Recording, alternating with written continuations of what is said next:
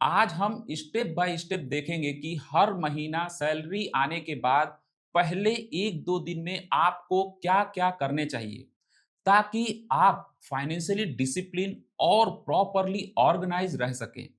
क्योंकि ज़्यादातर लोगों को सैलरी आने के बाद एग्ज़ैक्टली क्या करना है, ये क्लैरिटी ही नहीं होती और उसी वजह से वही साइकिल हर बार रिपीट होती जाती है। सैलरी का फर्स्ट डे हमेशा थोड़ी एक्साइटमेंट लेकर आती है। ऐसा लगता है कि सारी फाइनेंशियल प्रॉब्लम खत्म हो गई है। Everything suddenly feels stable and comfortable. इसको रिसर्चर इल्यूजन ऑफ वेल्थ बोलते हैं। ये एक टेम्पोररी फीलिंग है जो ऑलमोस्ट सबको आती है, बट फिर अगले 3-4 दिनों में रेगुलर एक्सपेंसेस शुरू। Current bill, phone bill, school fee, grocery, half salary निकल जाती है। फिर तीसरे चौथे हफ्ते में जो बचता है उसी से समहाउ मैनेज करना पड़ता है और जैसे ही सैलरी आती है फिर बड़ी स्पेंडिंग शुरू और सेम साइकिल फिर से रिपीट। देखो, आप सैलरी आने के पहले 2-3 दिन को कैसे हैंडल करते हैं, यही डिसाइड करता है कि आप फाइनेंशियली ऑर्गेनाइज रहेंगे या फिर हर महीना स्ट्रगल को रिपीट करेंगे। इस वीडियो का एक पर्सनल रीजन भी है। एक लड़का है जिसे मैं करीब से जानता हूं। हर महीना सैलरी क्रेडिट होते ही उसका मैसेज आ जाता है। वो जनवरी हो, फरवरी हो या मार्च अप्रैल हो, हर महीना कभी कभी सैलरी आने से पहले भी पूछता है, भाई सैलरी क्रेडिट हुई, अब क्या करूं। मैं उससे बोलता हूँ और वो वही फॉलो करता है और ऑनेस्टली वो मेरे हिसाब से सबसे फाइनेंशियली डिसिप्लिन लोगों में से एक है, क्योंकि उसका बिहेवियर बहुत कंसिस्टेंट है। स्टेप 1 है सैलरी आने से पहले अपना बेस लाइन आइडेंटिफाई करो। यानी पहले और सबसे इंपॉर्टेंट स्टेप है बेस लाइन, यानी हर महीना फैमिली के एसेंशियल एक्सपेंसेस। यहाँ क्या होता है, रेंट आपको देना ही होता है, ग्रोसरी लेना ही है, बच्चों की फीस देना ही है, इंश्योरेंस हो गया, ट्रांसपोर्टेशन हो गया, करंट बिल हो गया या फिर वाटर बिल, टैक्स, इंटरनेट या फिर फोन का बिल। ये सब एसेंशियल्स एक्सपेंसेस हैं। अगर कोई भी लोन या ईएमआई है वो भी यही ऐड होगा। हर महीना होने वाले इन सारे कंपलसरी खर्चे का कैलकुलेशन ही फर्स्ट स्टेप है। जब तक ये पता नहीं होगा कि आपका मंथली एसेंशियल खर्चा कितना है, तब तक कोई प्रॉपर प्लानिंग बन ही नहीं सकता। यूजुअली ये मंथली इनकम का 50 से 60% होता है।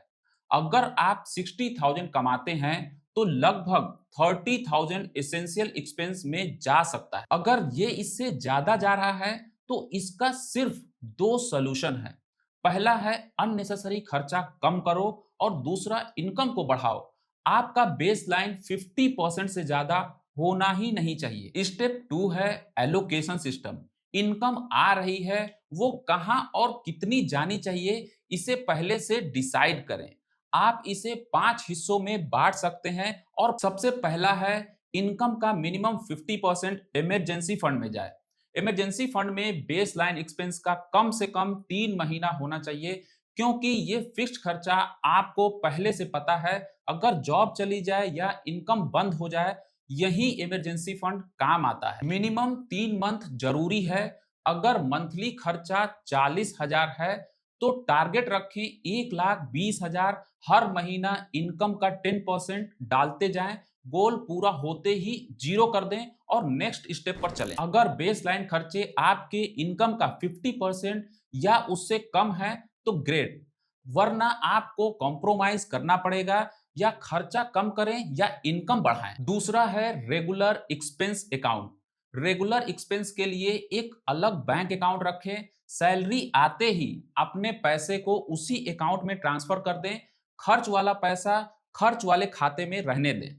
और तीसरा है अनप्लान्ड एक्सपेंसेस। कुछ खर्चे अचानक आते हैं, जैसे कि फैन का रिपेयरिंग हो गया, बाइक रिपेयरिंग हो गया या कोई फंक्शन हो गया या फिर कोई अर्जेंट काम।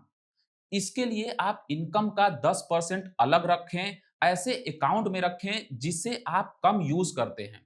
अगर उस महीने कोई एक्स्ट्रा खर्चा नहीं आया तो उस अमाउंट को इमरजेंसी फंड या किसी अन्य बकेट में ट्रांसफर कर दें। ध्यान रहे ये इमरजेंसी फंड से अलग है। इमरजेंसी फंड सिर्फ सीरियस इमरजेंसी के लिए है, जैसे कि जॉब लॉस या मेडिकल इमरजेंसी एक्सेट्रा। चौथा है शॉर्ट और मीडियम टर्म गोल, यानी 3 महीने से लेके 3 साल तक के अंदर के जो गोल हैं, उन पैसे को आप रिस्की इंस्ट्रूमेंट में इन्वेस्ट मत करिए। एग्जाम्पल के तौर पे अगर बच्चे का एनुअल फीस आपको एग्जैक्टली पता है कि हमको हर साल देना है, तो इसको आप प्लान कर सकते हैं। जैसे कि अमाउंट है उस पे अगर आप 9 टू 10% रिटर्न अगर आप बॉन्ड में इन्वेस्ट करते हैं तो वहां से मिल जाता है। तो सेविंग अकाउंट या फिर एफडी से आपको एक्स्ट्रा 2-3 हजार तक मिल सकता है। तो जब भी आप शॉर्ट टर्म या मीडियम टर्म के लिए करें, या तो फिर आप कोई लिक्विड फंड में इन्वेस्ट करें या फिर शॉर्ट ड्यूरेशन फंड में इन्वेस्ट करें, ताकि आपका जो पैसा हो वो वहां लिक्विडिटी बना रहे। तो अगर आप अपने पैसे को, अपने कैपिटल को मंथली कैश फ्लो बनाना चाहते हैं, तो आप किसी भी बॉन्ड में इन्वेस्ट कर सकते हैं। वो ऑप्शन एक बहुत ही अच्छा ऑप्शन होता है। अगर आपको शॉर्ट ड्यूरेशन में कैश फ्लो चाहिए, 3 मंथ, 6 मंथ, कई सारे म्यूचुअल फंड आते हैं जो शॉर्ट टर्म ड्यूरेशन फंड होते हैं, लिक्विड फंड होते हैं, मीडियम टर्म होते हैं, तो आप उसको एक्सप्लोर कर सकते हैं। सैलरी आने के 1-2 दिन का जो बिल होता है उसको आप क्लियर कर लें। सेविंग प्लान करने से पहले एक्सपेंस को जो है प्रॉपर्ली मैनेज करें। स्टेप 3 है सैलरी आने के 1-2 दिनों के अंदर ही अपना बिल को क्लियर कर दें। सेविंग प्लान करने से पहले एक्सपेंस को प्रॉपर्ली मैनेज करना बहुत जरूरी है। सैलरी आने के पहले 1-2 दिन के अंदर ही सारा बिल को पे कर दो। ड्यू डेट तक वेट मत करो। क्रेडिट कार्ड बिल पर भी ये चीज अप्लाई होता है। क्रेडिट कार्ड 30 से 40 दिन तक का जो टाइम देते हैं, लेकिन आप ड्यू डेट का वेट मत करो। अपना ड्यू अगर मिस हो गया तो एंड में क्या प्रॉब्लम आती है, सर्वर का इशू देखने को मिलेगा, या कोई भी गलती हो गई तो अननेसेसरी इंटरेस्ट और चार्जेस लगते हैं। इसलिए सैलरी आने के 1-2 दिन के अंदर ही अपना बिल को पूरी तरीके से क्लियर कर दो। देखो जितने भी तुम्हारे एक्सपेंसेस हैं उनको ऑटोमेट कर दो, जैसे कि नेटफ्लिक्स हो गया या फिर अमेजन हो गया, या कोई भी क्रेडिट कार्ड है उसको ऑटो पे पर आप कर सकते हो। तो इससे क्या होगा, आपका टाइम, मेंटल एनर्जी और लेट फीस जो है वो आप तीनों से बचेंगे। ये सब काम करना है आपको जब सैलरी के आती है उसके 1-2 दिन में ही ये काम आपको कर लेना है। इससे आपको क्रिस्टल क्लियर आइडिया हो जाएगा कि आपके पास कितने पैसे बचे हैं और कितना खर्च कर सकते हैं। अब तक हमने शॉर्ट टर्म और रेगुलर एक्सपेंस कवर किए। चौथा ऑप्शन है long term investing. Financial freedom के लिए इक्विटी म्यूचुअल फंड या स्टॉक मार्केट में लॉन्ग टर्म इन्वेस्टिंग जरूरी है। एसआईपी करें, ऑटोमेट करें, सैलरी आते ही कट जाए। अगर स्टॉक पिकिंग करना नहीं आता है तो आप सिंपल इंडेक्स फंड चुन सकते हैं और उसमें आप एसआईपी स्टार्ट कर सकते हैं। 1000 या 5000 का टारगेट रख सकते हैं। लॉन्ग टर्म में इसका इंपैक्ट बहुत बड़ा होगा। देखिए मीडियम टर्म इन्वेस्टमेंट दो तरह से होता है। अगर आपको एग्जैक्ट डेट पता है, जैसे कि स्कूल फीस या 2-3 साल बाद कार को परचेज करना है, उसी डेट पर मेच्योरिटी वाला जो बॉन्ड है वो आप उसमें इन्वेस्ट कर सकते हैं। अगर एग्जैक्ट कैश पड़ा है लेकिन आपको वॉलेटिलिटी नहीं चाहिए, तो आप बॉन्ड लेंडिंग कर सकते हैं। यहाँ क्या होता है, आप किसी भी बॉन्ड में जैसे कि 8000, 9000 या जब इन्वेस्ट करते हैं तो उसका मेच्योरिटी आपको 18 मंथ तक आपको देखने को मिलती है, और वहां आपको एग्जैक्ट जो इनकम होता है वो आपको मिलता है। तो इससे क्या होता है, एक इससे आपको पैसिव इनकम जो है वो जनरेट होती है।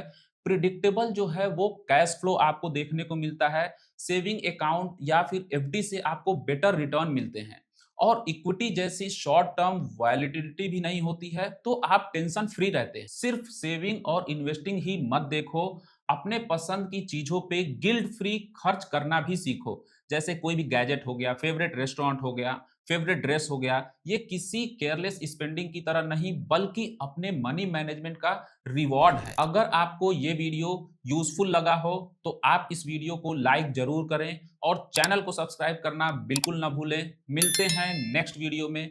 Till then take care.